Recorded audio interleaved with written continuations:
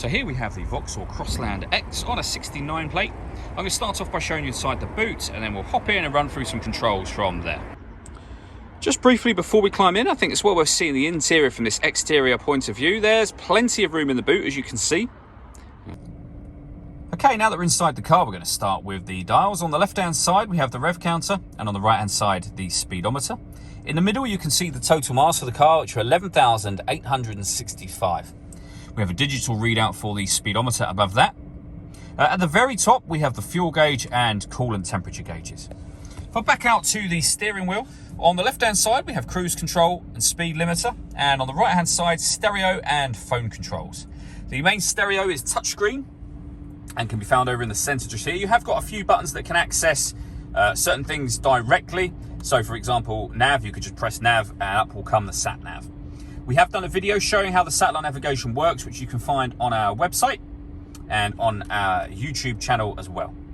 You can go back to audio from here, or if you wish to, take it back to the kind of touchscreen element of the whole screen as well.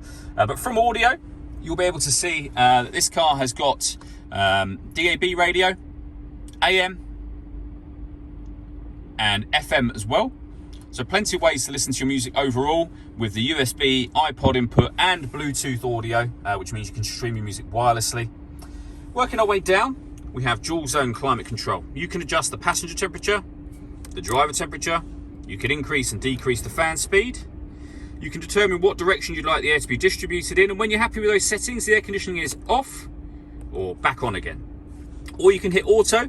The car will now maintain those temperatures for you. And you can override that whenever you wish to by adjusting anything manually.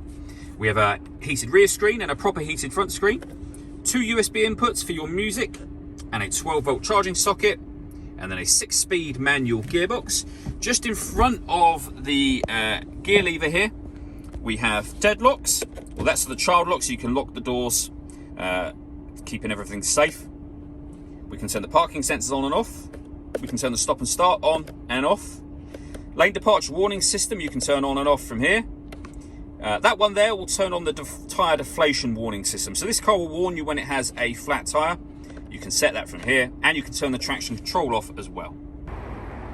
All that leaves me to say is thank you for taking the time to watch this video. If you'd like to come and see the car in person and have a test drive, please feel free to call any of our MJA sites. We'd love to hear from you soon.